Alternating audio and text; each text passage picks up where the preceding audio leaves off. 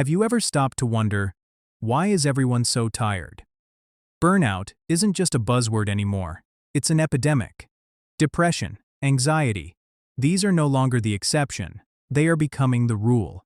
We're constantly told to do more, reach our potential, be your own boss.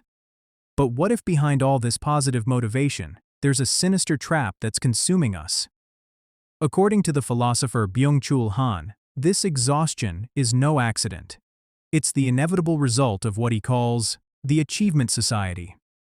The philosopher Michel Foucault described the 20th century as a disciplinary society. Its main locations were factories, prisons, hospitals, and schools. Everything was enclosed by walls. The system constantly told you, you must obey the rules. You must follow orders. You must not step out of line. It was a system of no, a system of prohibition. It controlled your body. But at the end of the 20th century, these walls came down.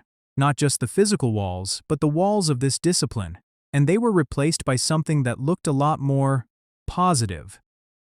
Byung-Chul Han argues we no longer live in a disciplinary society. We live in a performance society, or achievement society. Its new slogan isn't you must, it's you can. You can start your own business. You can make more money. You can be fitter. You can achieve anything. It sounds wonderful, doesn't it? It sounds like freedom.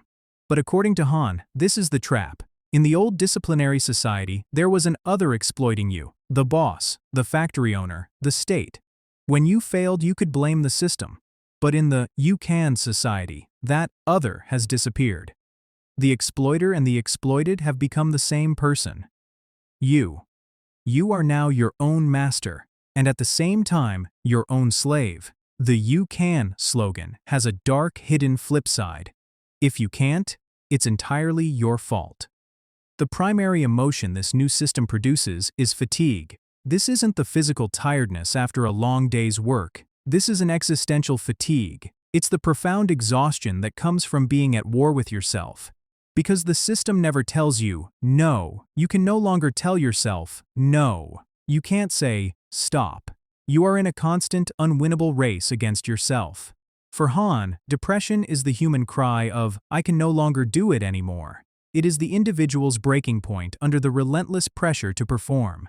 So, the systemic problem, the social injustice, is perfectly hidden as a personal, psychological failure. So, how do we escape this cycle of burnout? Han's suggestion is radical, but simple. Slow down. It's the courage to consciously say, no, I won't, in the face of the system's relentless, you can. Han argues we need to rediscover the value of boredom, those moments where we do nothing, where we simply gaze out the window. Creativity is born only in this contemplative emptiness. Perhaps the greatest revolution isn't to constantly become something, but to simply be. What do you think? Do you feel this pressure to perform in your own life? What are your suggestions for escaping the burnout society?